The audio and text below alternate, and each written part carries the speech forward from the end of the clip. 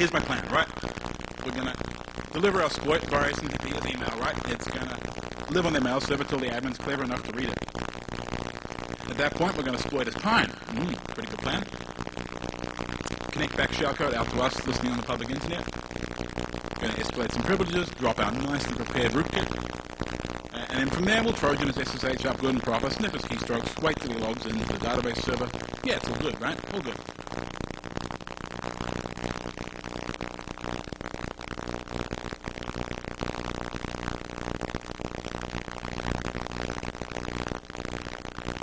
Those didn't look like email addresses when I wrote it. Alright, anyway, so, got a brand new Pine 0 day, run it through our mail spoofer, send him something he's got to read, right? I mean, that looks like a compelling piece of email to me. And we fire up our netcap, and we hang around. You notice for convenience, that's on port 1337 instead of 443, but never mind. And look at that shell, right? Pine exploit worked perfectly. Yep. You are the admin? Yeah, he's a clever man, nice username.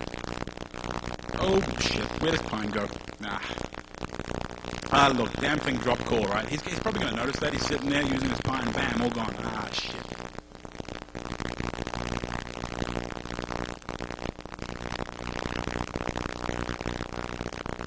So at this point, you know, he's probably going to spot us. Hacksaw.com, pretty poor choice of reverse, I now admit.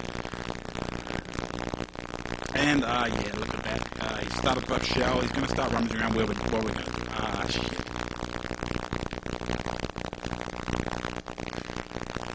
So right about now, if you're a clever man, you know, if you're a wise man, it's time to drop carrier, right?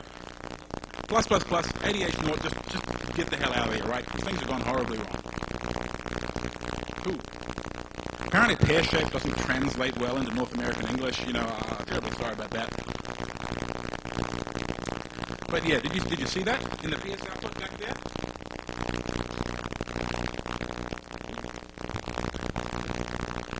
What the hell? Look, SSH session root at their name server. That sounds pretty good, huh? Pretty good. I'd like that.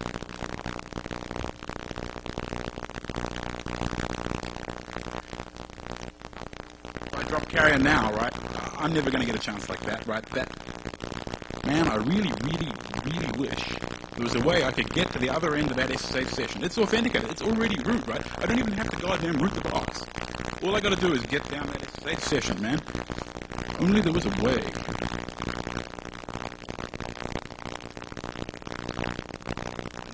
Like fucking duh, there is. Which is why I'm standing here.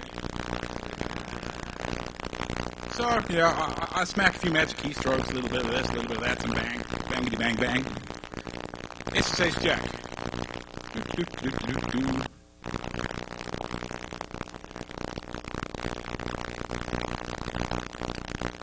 Just like that. Anyway, yeah, so my name's Storm. My mum calls me Adam, funnily enough. I'm from New Zealand, which is why I sound a little fucked up. For those of you who are not familiar, right, it's a very small island with kind of like less people than any city in the entire North America. And yeah, we have lots of sheep and apparently hobbits. I haven't seen any right there aren't. Let me tell you right now, there are no hobbits. Right? There's no hobbitses. They don't have preciouses. They don't exist. You sad Tolkien fanboys. So I work for a Linux integrator. I don't actually do much security for a living, so I'm kind of here in a personal capacity, which is why I can say fuck. In the past, I've been a corporate or security consultant. I've done network engineering. I've done all sorts of stuff.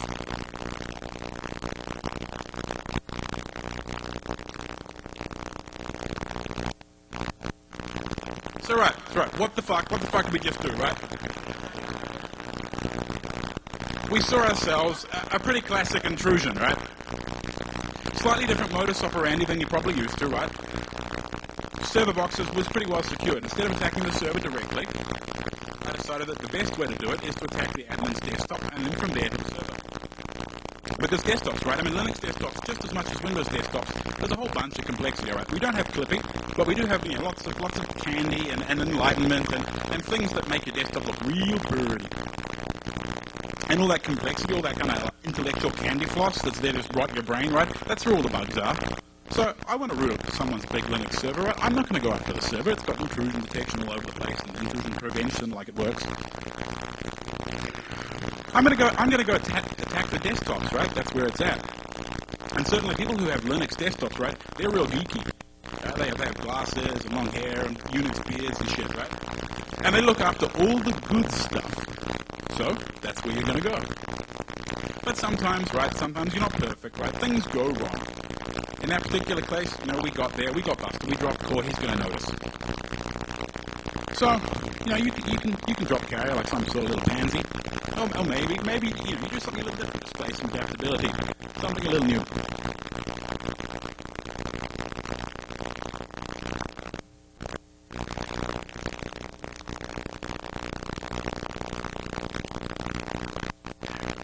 So what are we doing, right? When you hack something, what do you do? What are your goals? Well, generally privilege escalation. That's pretty important. And why is it important? Generally because it's the only way you can get in there and kind of consolidate yourself. Make yourself stealthy. When you root a box, you're probably going to be there for a little while because you have to do a bunch of reconnaissance. You have to figure out what you want to do next. Very rarely do you ever just get root on the box you want. People don't give you out root shells in the database boxes quite as often as they used to. So yeah, you have to do reconnaissance, right? You're usually on your way. There's kind of another thing you could do, right? You could do it guerrilla style, right? You walk in there, you get what you want, you get the hell out real fast. And that saves you a bunch of time and effort. And I like displaying adaptability, right? That's the big difference between all you fuckers and the people they pay to do this for a living. At least the cheap ones anyway, I don't know.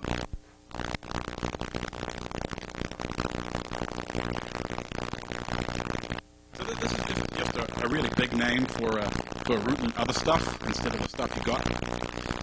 Cross-host privilege escalation, right? So privilege escalation is pretty normal. You have a user account, you want to get some root. That's good. I think root on another box is just as good as root on this box most of the time, right? And local root, it can be a distraction. You're on your way to somewhere. You don't have time to sit around and root get a box up good and proper. Local vulnerabilities are easy to exploit often, right? We have a lot more information, what specific versions, stack layout. We know what we're getting ourselves into. And it can be kind of tempting to sit around and escalate your privileges because you feel good about it, right? You're achieving something, you see a little it's all good, right? You feel good about yourself. And easy is good, I like easy, but what if there was something easier than local privilege escalation?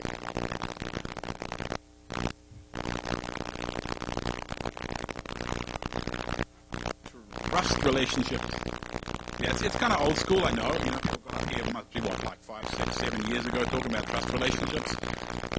It's kind of old school, yeah. Mm-hmm. You got other hosts, and back when ports were 1024, were just magically root. Back when people exported /read-write to the entire world, that was good, right? We're just a bunch of long-haired Unix hippies, right? We love each other, it's all good. Let's just share. My disk space is your disk space. It makes you feel good, right? It's old school. You feel like your mummy's tucking you up in bed. It's good. It's good. But we called that hacking, right? That's just embarrassing, right? That wasn't hacking. That was just mounting stuff. How many of you watched, was it Unauthorized Access, where Simple Nomad goes like mount, and he's a hacker? Sorry, if you're in the room, sorry.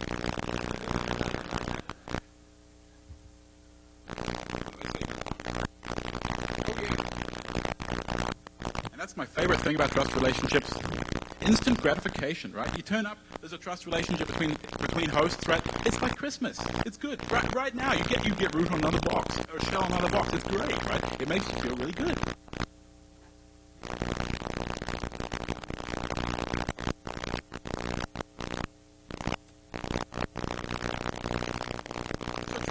Traditional trust relationships, right? I call them non-transient trusts for no reason other than that I'm obviously about to talk about transient trusts. So that's what I'm calling traditional kind of fixed trusts. Things like outposts, things like SSH key-based trusts. They're trust relationships that exist kind of as stored authentication credentials, what Bruce and I would probably call one-factor authentication. Or it can be authentication based on properties of the connection, the source address, the port being below 1024, that sort of thing, right? That's your traditional run-of-the-mill guardian trust relationship.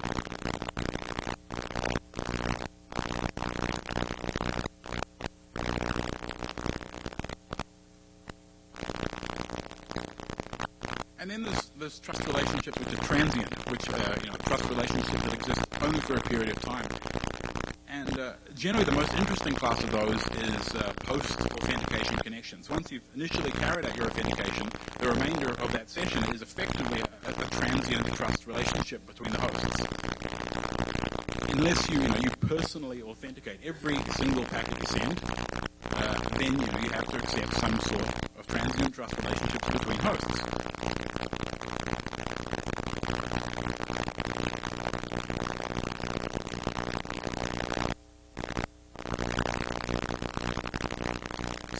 We're going to look at a couple of methods, the traditional methods for exploiting trust and transient trust relationships. And to do so, I picked a couple of metrics just out of the air, right? How easy it's going to be to do it, how sneaky it is, how stealthy, how close to right the fuck now you can do it, and an overall kind of feeling of feasibility, right? Because an attack's no use if you're only going to be able to use it one time in 100. So yeah, we're going to evaluate them, and for the purposes of this, we're just going to assume that we've got a non-root shell on a box.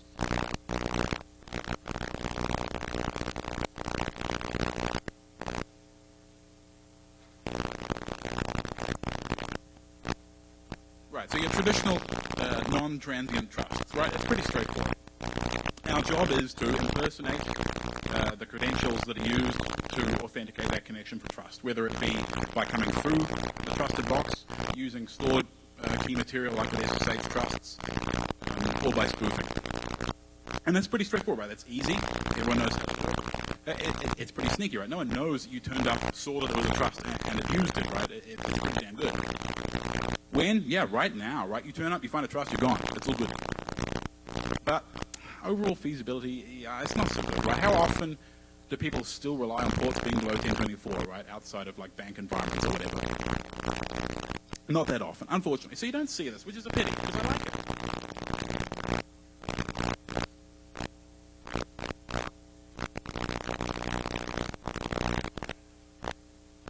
Right, the other interesting way to attack a transient trust relationship, the traditional way of doing it, if you will, is the keylog, right? So during authentication, you log the user's input, either by Trojaning SSH, having it listen to your keystrokes, or by logging it from the keyboard with a hardware keylog, or whatever the hell, right? Even shoulder surfing, right? Something old school like that. So you steal the credentials, and then later on, you reuse them for your own good. Right? Classic technique. Easy? Hell yeah. Everyone does it, right? It is the standard way of getting from one box to another. Right? Stealthy? Sure, you do it right. You rootkit the box up, you Trojan it, all good. When, this is the downside of this, is you have to wait for them to log back in, right? And say, like in our example earlier on, right, you're about to get busted. So if you now go ahead and kill their SSH client, they're not going to reconnect, right? They're wondering where the fuck Pine went. So yeah, that's not so good. Overall feasibility, though, it's a really good technique, right? It's kind of the gold standard. It's what everyone does. You can always fall back on a keylogger, right? It's all good.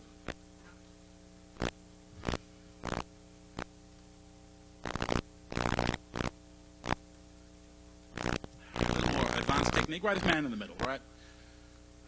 Similar sort of thing, except that we impersonate the server to the client and the client to the server. We sit in the middle, we grab the authentication credentials. Optionally, if it's encrypted, we have to perform a bit of jiggery pokey with fake certificates, fake host keys, that sort of thing. And then later on, we can either sniff their connection, see what they're doing, and if we're feeling particularly nasty, we can take it over. Now, the downside of that is, of course, the user's probably going to notice. So ease, yeah, it's a relatively well understood sort of thing. It's not wildly complicated. The downside is, as people deploy PKI systems, or at least look at their host keys, which I hope we do, it's not so good. Stealthy, yeah, same thing, right? SSH pops up huge, humongous warnings saying, oh look, someone has messed with your host key. It might be bad. When, same problem, right? We have to wait until authentication time to do it. But overall feasibility, yes, it's okay, right? We can do this occasionally. Mm-hmm.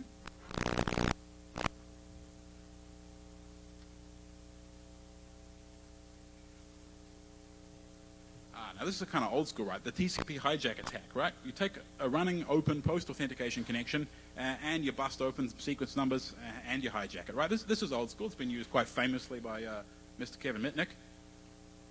But unfortunately, when you go and do it, oh yeah, the users notice, and look at them. That does look like Shimamura, don't you think? He looks pretty pissed. He's got two exclamation marks next to him. That's how you tell.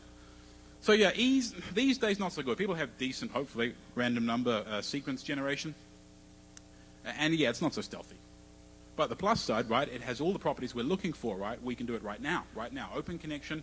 It's got the credentials we want at the other end. We can go and steal it. All good.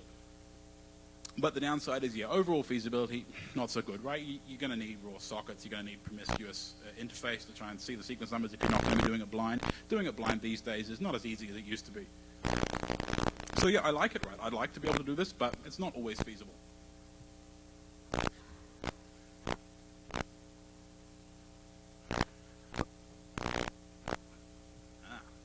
But this is the fun one. So, after we've authenticated the session, we turn up on the user's box and we sneak down their running connection from inside their box. And they don't notice. That sounds easy. It is. It sounds stealthy. It is. It sounds like you could do it right now. And is it feasible? Well, the code's on your CD.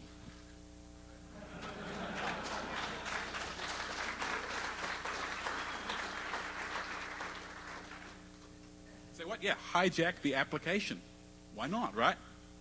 It is slightly different, right? It demands slightly different methodology, right? When you're going to hack someone, normally you hack them, on a public holiday, on a weekend, when they're getting married, something like that. Here, what you're interested in is maximizing the number of open post-authentication sessions for you to sneak down. So really, what you want to do is you want to turn up during peak time, right, the middle of the day when everybody's right there at their desks, and then you want to sneak in and take their root right out from under them without them noticing. Right? Just daylight robbery. And the funny thing is, right, it's not even that difficult, right? This is just a party trick. I mean, all I did, right, was I thought, there's a lot to be learned from kind of old school DOS viruses. There's a lot to be learned from things we've done in the past. And this is just creative reapplication of the same tricks that, binary reverse engineers and virus writers and all those sort of, kind of sneaky fuckers have been doing for a while.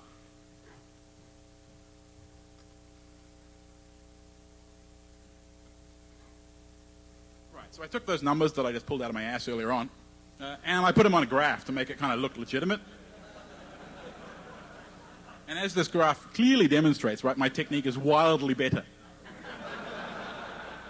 than everything except classic trust relationships, which you'd have to be a retard to deploy, right? I mean, seriously. So yeah, I graphed them, and really the conclusion from this graph is that transient trust relationships, exploiting them, is almost as much fun and as easy as exploiting traditional trust relationships.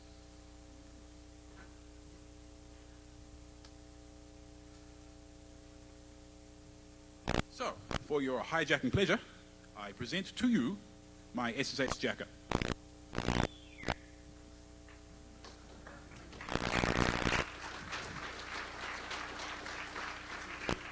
It doesn't actually look like that, right? You don't need to clap. It looks different. It looks like a script and stuff.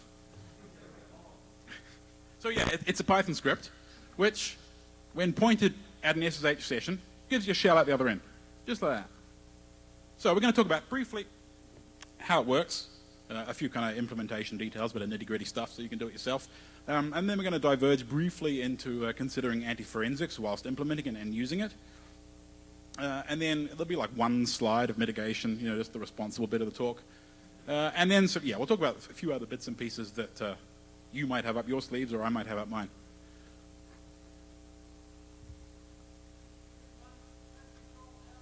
Control L, you reckon, huh? Full screen. Hey, that's pretty futuristic. Wait. Control L, you say? I'm not familiar with this commercial software with the two buttons and stuff. I'm kind of a one-button sort of guy. Hey, that's pretty sweet. Hey man, I just hack your network, right? I don't do presentations. So yeah, SSH, right? For those of you who aren't familiar, which probably isn't anybody, I guess, SSH provides this virtual channel metaphor, right? Effectively, SSH provides a multiplexed transport, right? You can run multiple sessions across a single encrypted TCP pipe. right? And it provides a number of useful things for you to connect to those sessions. The typical ones you'll see is your TTY. Apparently that's pronounced titty, I'm not sure. A shell for you to talk to on the other end of your titty. And of course, TCP sockets is the other thing we normally shunt around, X connections, that sort of thing, things over TCP. People are quite familiar with that. So what we're trying to do here, of course, is we want to be able to take the user session away from him and use his credentials, but we don't want him to notice, right? And this sort of virtual channel metaphor is exactly what we're looking for.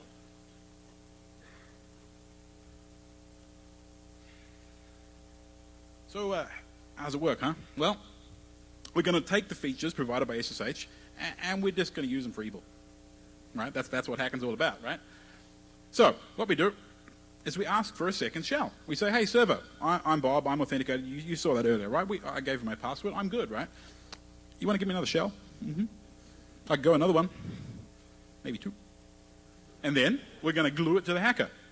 Give him a socket. Connect it up. Oh, look, a shell, just like that.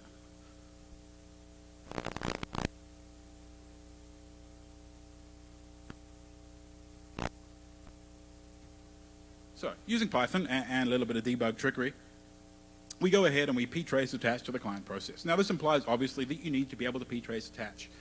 So, obviously, you have to be root, or you have to be running as the same user, right? And that's not as stupid as it sounds. You think about all the Firefox bugs we've had lately, right? Admins who run Linux on their desktop are almost always going to run Firefox. There's been a few Firefox kind of zero-day run code sort of bugs. You turn up on their desktop, you find every running SSH connection, you jump down them.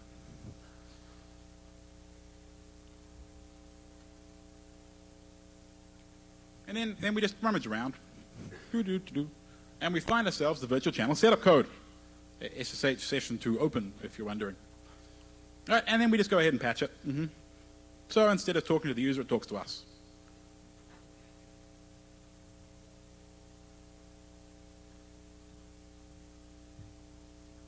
And then we run it.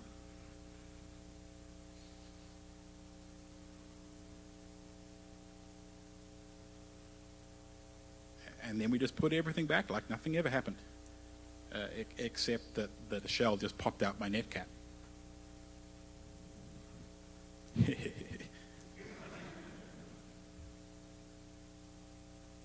So yeah, this is, I like to think, this is the sort of thing that your mother warned you about, right? Hackers, we're sneaky. Oh, well, one of you guys is sneaky, the guy earlier on, yeah. Right, we don't just install LRK4 anymore, you know, just Trojan ourselves LS and stuff, right? That's kind of boring. And we don't install BNC, because who cares about IRC? That's right, IRC's crap. Except the older ones get caught, they're always running egg drop bots and crazy shit like that. And yeah, good hackers, a little bit of creativity here and there, maybe they'll do something new and interesting like jack your SSH connections. And if you hire some pen testers and they're good, maybe they'll do it too.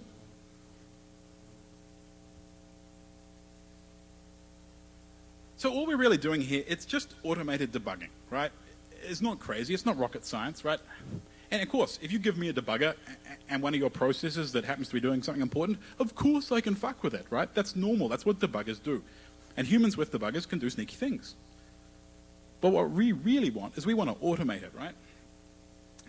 We want the sneakiness of a human and the speed and portability of a script. So that's what we do. So we're using Python, we're using GDB, gluing them together, and we've come up with effectively an automated debugging toolkit.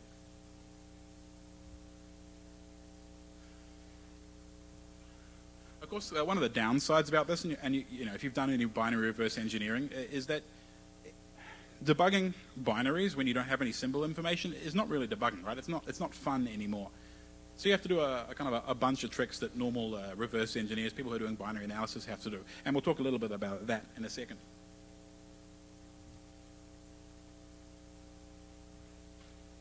So yeah, the nitty-gritty implementation details, right? A little bit about Python, about GDMI.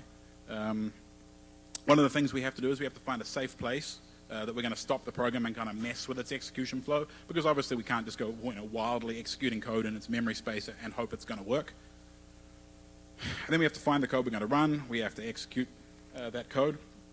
Or we have to inject some code there first, obviously. And then we have to put it all back again. And of course, what I'm discussing is in specific reference to my SSH jacker, but it's equally applicable to anything that you're doing this sort of stuff to. And we'll talk about a few of the other interesting things you could do later.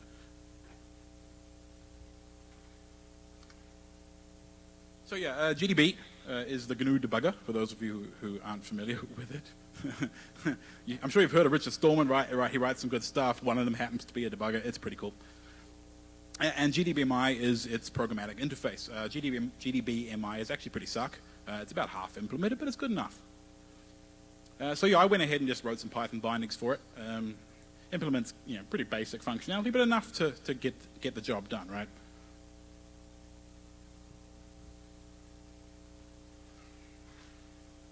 So the SSH client, as you normally use it, is single-threaded, right? It doesn't expect to be running other code in the middle of other code.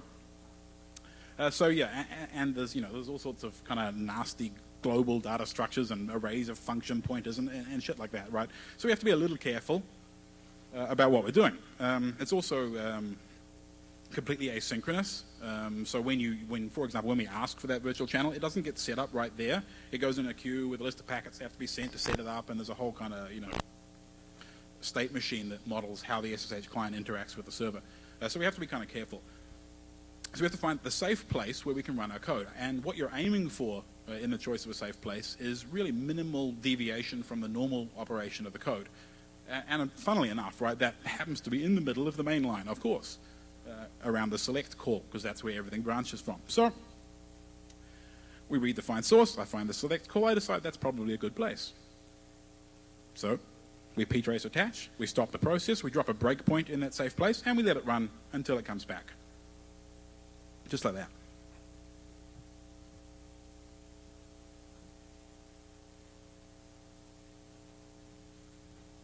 But where is select? Normally, right? Normally if you're debugging something, you just go, hey, GDB, where's select? And it goes, yeah, over there. It's all good.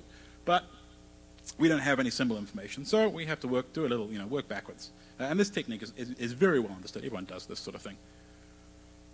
So where does select come from? It comes from libc. So how does it get in there? Well, the loader puts it there. Where does it put it? It dynamically links it into our address space. So we ask, where'd you dynamically link it? It says over here. That's all good. And then, we have to rummage around in the global offset table, find it in there.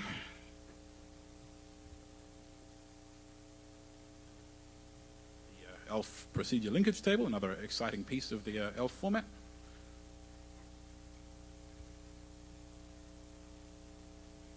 And then we rather boringly rummage through the code segment until we find a piece of code that calls that PLT entry. In this case, actually, it's quite easy because there is only one call to select in the whole damn binary. So we can put a breakpoint right in the middle of the ELF PLT. Save me a step. Nice. So yeah, now we've found select.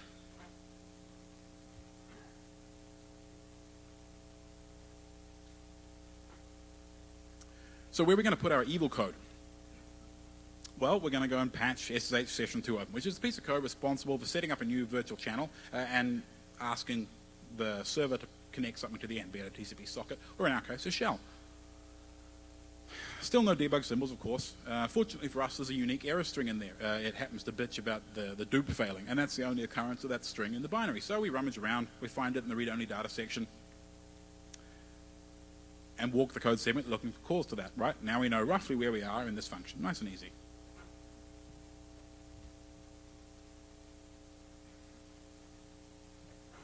So yeah, the evil code itself, right? It's going to overwrite the first half of the virtual channel setup code. We're going to save the registers, we're going to save the flags so we don't fuck things up too much. And then basically we're going to inject, it's shellcode, right? It looks like shellcode, same sort of thing, right? We're going to call socket, we're going to call connect, we're going to connect it back to wherever we happen to be listening, and then we're going to substitute it for the file handles that it's expecting to be a normal Unix TTY. I like Unix, it's cool. Let's see you do that in Windows where your WinSock sockets are different from your file. Ah, Jesus. And then we're going to leave the registers set up just right so that the second half of the function runs perfectly.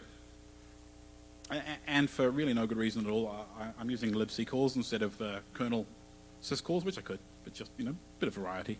Sick of kernel syscalls, very boring.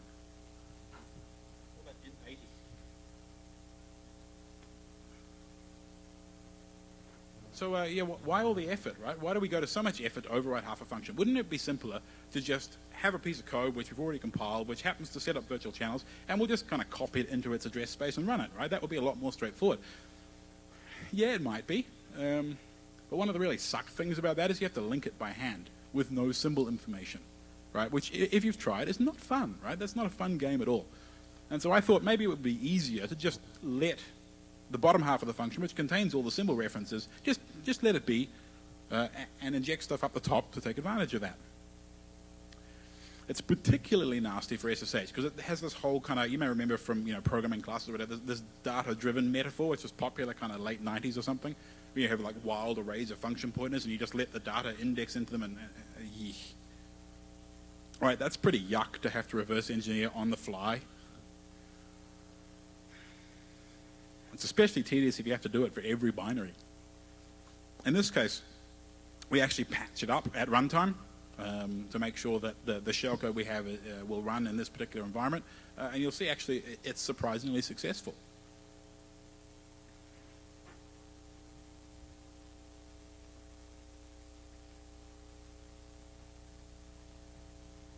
So what do? Well, we work backwards from that unique dupe error message we found. We find the appropriate place at the top of the function. We just kind of walk up until we see a function preamble. And then we learn a few bits and pieces, like how big the local stack is, and we patch in the command line parameters so it's user-friendly. And a few other bits and pieces that we discovered as we were doing our thing. And now we have a nice little piece of evil.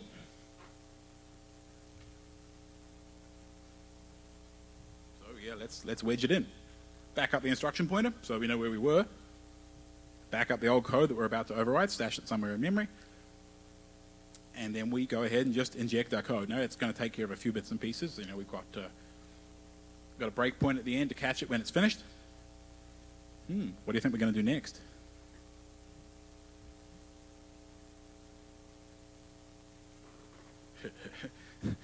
That guy over there, right? He's busy. He's playing Hunt the Wumpus, right? He's just doing his job. Right, that Wumpus, it's still going to kill him. And we got ourselves a shell. Just like that, transparent, like the user doesn't even notice, right? He sits there running something interactive, shell pops out from underneath him, and he doesn't even notice. Sucks for him, huh?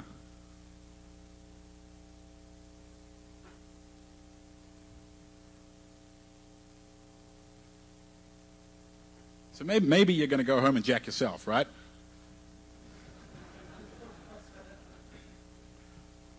So what are you going to do? How are you going to do it? How are you guys going to go home and hijack yourself some action?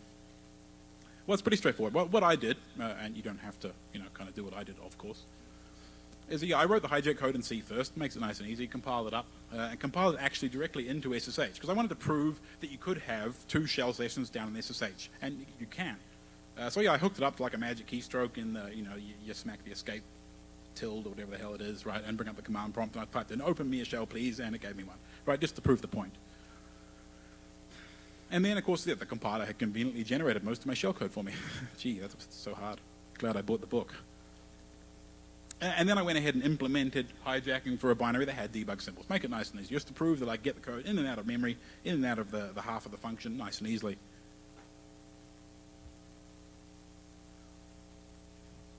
And then the really suck bit, which is you build a list of symbols you're going to need to find, and you come up with a strategy to find them, and then you actually have to go ahead and write code to do it.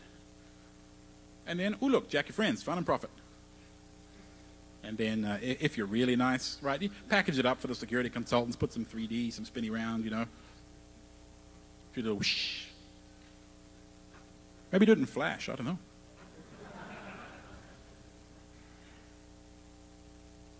Right, a few bits and pieces, right, the things that didn't fit in elsewhere. Think about how much you use SSH, right? You use it for SCP, you use it for CVS, you pipe stuff over SSH all the time. You have backup push, you have some CPIO or your AFIO or whatever other home roll backup solution you're using on Unix because you can't find a decent one. Yeah, it gets around, right? There's a lot of it. And yeah, this does work over SCP, and yeah, it does work over stuff over SSH. There's a few little wrinkles, but it works just fine. Actually, the code on your CD doesn't work just fine. The stuff I have right now does. And it'll be on, I guess, on blackhat.com or DEF CON or wherever they put this stuff after I've finished. But yeah, so yeah, it does. It jacks SCP just fine. You'll notice in the client, right, you can hit tilde and then I think it's hash or something, and it brings up a list of the open virtual channels you have. Does it show up in that list? Yeah, it does actually. How many of you knew you could list the virtual channels open with tilde and hash? One. Horns. Thank you. But of course, that's the client that's listing it. So you want to go patch that? Sure, no problem. And what happens when they log out? Well, anyone who's used port forwarding, right? You know what happens when you've got an open shell. You've got a port forward as well. You're using the port forward to look at Go porn or whatever, right?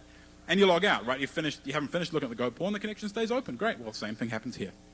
So you're SCPing. Your SCP takes 30 seconds. I happen to catch it in time, run a shell over it. Your SCP will stay running once it's finished copying, so that I can do some hacking, play Hunt the Wumpus. And how well does it work? Well, at the moment, any OpenSSH 3 it should work on. It's known to work on the out-of-the-box Debian Sarge, RHEL3, RH9. It works on Slackware as well, 9.1. It doesn't work on SUSE because their compiler is just retarded. I work with a guy who used to work at SUSE on their AMD 64 stuff, and they got paid by AMD to write loads of extra optimizations for AMD 64, and then they went and backported them over to Intel, and now the compiler just generates code that's so wildly broken. Right? I look at it, right? I cannot believe it even executes. Right? I've seen it miscompile like really basic stuff. Anyway, so it doesn't work on SUSE, right? I'll get around to it. Right? I'll probably just write some one-off custom code that's going to work on SUSE, because the magic heuristic stuff that works on everything else doesn't work on their compiler. Silly SUSE.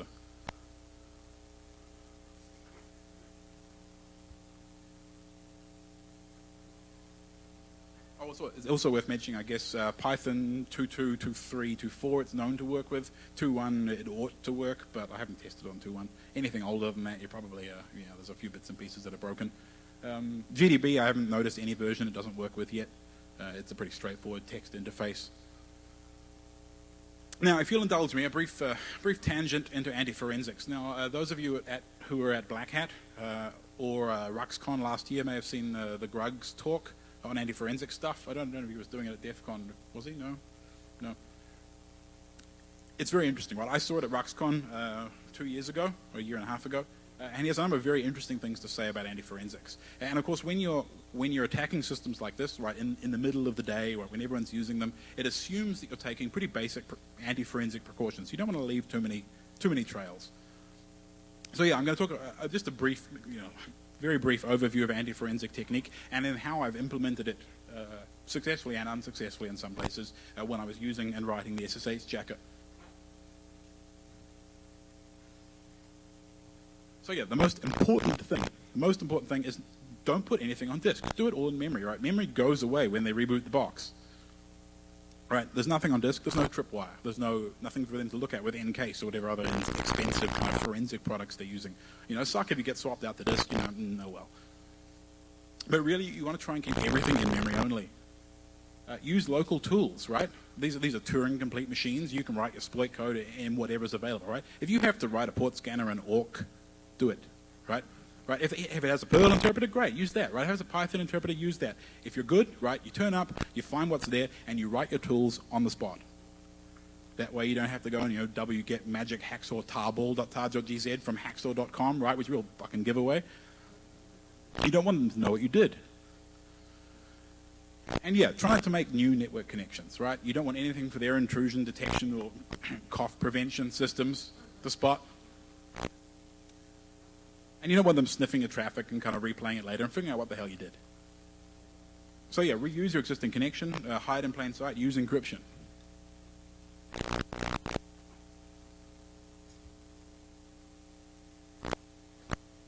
So yeah, how well do I do? Well, we do use general purpose tools, right? GDB is pretty general purpose. I mean, if you turn up on a box that doesn't have GDB, maybe it's not such a giveaway to go ahead and install it, right? And maybe you're just helping, right? You're just doing a bit of administration for them. Some of the best run Windows boxes I've seen are admin by Russian hackers. Remotely, right? They don't even have to go on site to reboot it. How nice. So yeah, we do. We use general purpose tools. We use the Python interpreter, we use GDB. That's nice. SSH is encrypted, so the packet loads not much use. And yeah, our new shell that's going across the existing SSH connection, right, there's nothing new there. There's no new connection for any intrusion detection or things to spot. nothing for them to log, right? Not very interesting. So that's good. We're looking okay so far. And yeah, where do I suck? Well, Python code lying around disk, not very elegant, right? I got to copy the script across, and then I got to go Python, SSH, Jacker, yada yada, right? That's not very nice. There's a script lying around for them to look at. Even Python bytecode lying around, you can turn that back into code pretty easily. And of course, the other problem is we have that connection coming from the SSH client out to our root, which has its TCP connection with the shell on the other end, right? That's a new connection. That's not so nice. And yeah, it's in the clear as well. So obviously, if I were a cunning man, if I were a patient man, I would have implemented SSH connect back, right? Because all the code in the client is there, right? We could just SSH out. That would be nice. I haven't done that yet, sorry. But if you happen to turn up over SSH, right? So say it's the second box you've routed in a row, right? And you just came in across an SSH connection. Why don't you set up a port for it? Bring it back down like that. That would be a pretty good idea.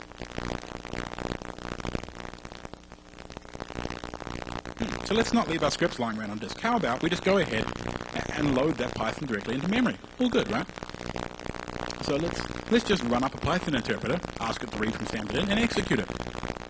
And then locally, we'll take our Python script that we want to run remotely, we'll compile it up, we'll turn it into bytecode, we'll compress it in base64, we'll send it across the wire, maybe with a little loader at the other end to unpack it and run it. And then send it across your shell. That's all good, right? Nothing on disk. That sounds straightforward to anybody? That's pretty straightforward to me, right? It's just 3 lines right there, and then a little bit of jiggery pokery.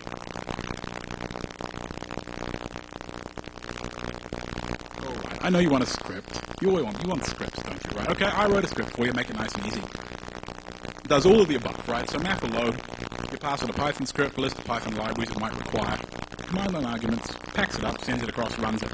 You give it a shell on the remote end, it knows how to do the rest. And then if you're really cool, right, hack and screen. Screen's really neat. Screen is a terminal multiplexer, right? You must know screen. Does anyone not know what screen is, right? Sorry. Terribly sorry, apologize. Screen has this really cool feature called bang. It'll run a local command, and then there's a bunch of other options, but it will inject the output of that local command into your remote session. So I sit there on screen, I go Control A, my screen escape sequence. I go bang, bang, bang, bang, bang, bang. Map will load, SSH jack, process ID, destination host and port, and it runs it on the remote machine, just like I was there. It's pretty cool, right? You can almost forget you're running it remotely. And obviously for your convenience, that's on the CD.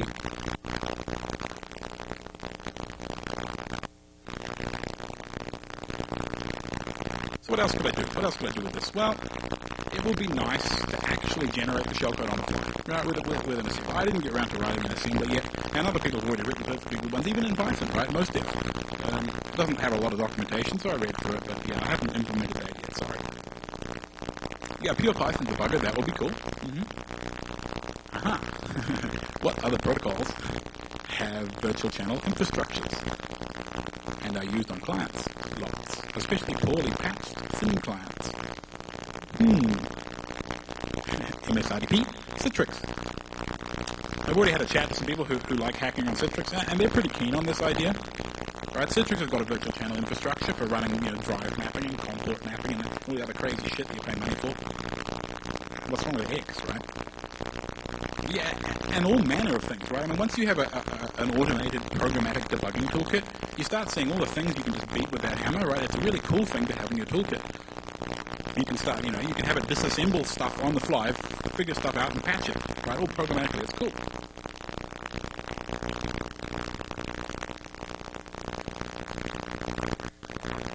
Right, now being as it is that, I'm obviously some sort of long hair, right? And I'm from the Antipodes, I'm not very fashionable, right? I'm kind of stuck in the 80s and shit, right? So, I'm not sure if this is still fashionable, right? Because blaming Theo for everything. Is that still fashionable? Yeah, okay. Unfortunately for me, it's not Theo's fault. Sorry. It's actually a feature of all things. Right, the SSH protocol specification says it's just fine to have multiple shells on the other end. In fact, it's a requirement. Right, that's pretty cool, huh? I hadn't really thought about it before, right? My SSH client, right, you type SSH, you get a shell, that's all there is to it, right? But now imagine like a graphical client, like a tabbed client where you have multiple shells, well, why not, right? It's a good idea. So yeah, it's a feature, right? If you could get a shell from the server back to the client, right? That would be a bug. Unfortunately, Theo took care of that. He's a good dude. Same with unsolicited port forwarding. If you could port forward from the server back to the client without it asking you to do so, that would be a bug also.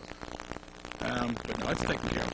I haven't looked at any other SSH implementations, because SSH is, the client and the server are very, very similar in functionality. They both have to deal with this multiplexing and demultiplexing. Generally, most people write that code once, right, and use it in both the client and a server implementation. So you have to be pretty careful. So if I were you, and you're using a funny SSH server, like one of those crazy Cisco ones, I don't know. I might have a look at that. It'd be funny if it worked, wouldn't it? But anyway, so it's not OpenSSH's fault. Please don't send the bug reports. It's not a bug. Blame me instead. I don't want Theo to, kind of ring me up and harass me, kick my ass or whatever. But yeah, OpenSSH is cool. For the record, OpenSSH is cool. I like it. It's a big fat bloated piece of crap, but I like it. I use it every day.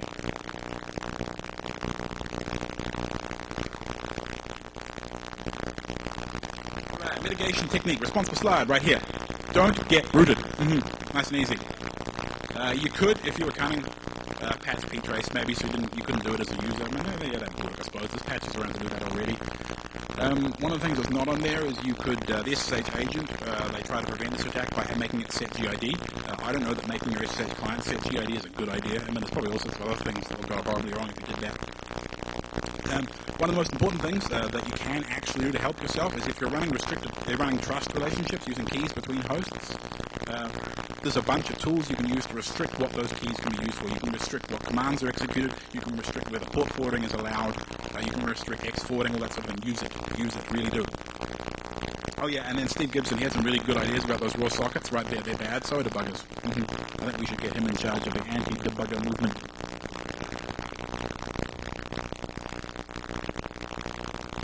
Why do you care? It's just a party trick, right? This is just like keylogin but fast. That's all, right? It's not wildly 0 day. If you get rooted, you're screwed. You knew that.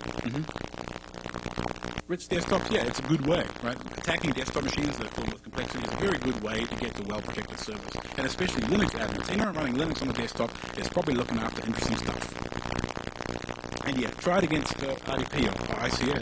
That could be interesting.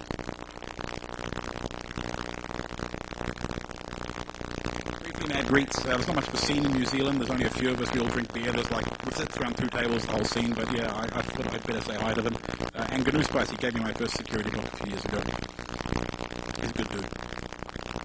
Oh yeah, and there was a few talks at RuxCon that were interesting. The ELF, Sean Clow's ELF encryptor, right? That's some crazy shit, right? Go read that. There's like symbiotic, p-tracing processes that take memory in and out of each other and unencrypt. It's crazy. Go look at it.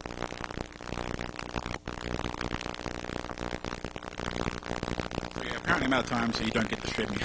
Sorry. There was also a demo, but I'm getting the death signal. So if you want to see a demo, come see me afterwards. We'll do it on a box that doesn't look like a screensaver. Alright, thank you guys.